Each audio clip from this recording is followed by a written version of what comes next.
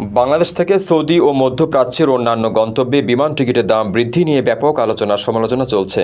সরকারের তরফ থেকে নির্দেশনার পরেও বিমান টিকিটের দাম কমছে না। এতে ক্ষোভ প্রকাশ করেছেন বিদেশগামী কর্মী ও প্রবাসীরা।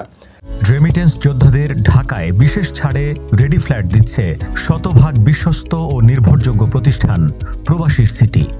টিকিটের দাম বৃদ্ধির বিষয়ে অ্যালায়েন্সগুলো বলছে, এনবিআর থেকে আরোপিত মাত্রাতিরিক্ত travel tax, excise duty, Padma অয়েলের অস্বাভাবিক জেট ফুয়েলের দাম বৃদ্ধি, সিভিল এভিয়েশনের আকাশচুম্বী ল্যান্ডিং পার্কিং ও বিমান বাংলাদেশ এয়ারলাইন্সের একক আধিপত্যে থাকা অতিরিক্ত গ্রাউন্ড হ্যান্ডলিং চার্জ টিকিটের এই দাম বৃদ্ধির অন্যতম কারণ।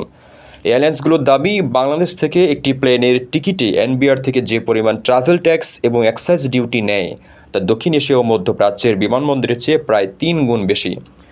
ঢাকা থেকে বর্তমানে Singapore, Dubai, Oman, Sharjah, Kuala Lumpur এই 5টি রুটের টিকিট কাটলে যাত্রী প্রতি বাংলাদেশ সরকার 9,890 টাকা ট্যাক্স আদায় করে।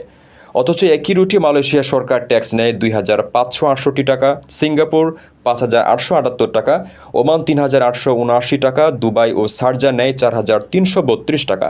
দেশে বিদেশি এয়ারলাইন্সগুলো বলছে, বাংলাদেশে প্লেন টিকিটের দাম বাড়ার অন্যতম কারণ জেট ফুয়েলের দাম। পদ্মা অয়েল কোম্পানি নিজেদের মতো করে মনোপলি বা একচেটিয়াভাবে দাম বাড়ায়। জানুয়ারিতে প্রতি লিটার জেট ফুয়েল কিনতে হয়েছে $0.75 অথচ একই তেল ভারতের চেন্নাইয়ে $0.63, দুবাই 58, শারজা 64, চীনের ওয়াংজুতে 54 ও জেদ্দা $0.57 বিক্রি হয়। ঢাকার হজরত শাহজালাল আন্তর্জাতিক বিমানবন্দরে দেশে বিদেশি এয়ারলাইন্সগুলো থেকে যে ল্যান্ডিং পার্কিং চার্জ আদায় করা হচ্ছে তা পৃথিবীর অন্যান্য দেশের তুলনায় অনেক বেশি। এতে যে কোনো এয়ারলাইন্স ঢাকায় বিমানবন্দরে ওঠানামা ব্যয় অনেক গুণ বেড়ে যায়। এয়ারলাইন্সগুলো জানায়, এ সময়টাতে সৌদি আরব সহ মধ্যপ্রাচ্যের রুটগুলোতে টিকিটের চাহিদা বেশি থাকে। সিটের তুলনায় যাত্রী বেশি থাকায় টিকিটের দাম বাড়তে পারে।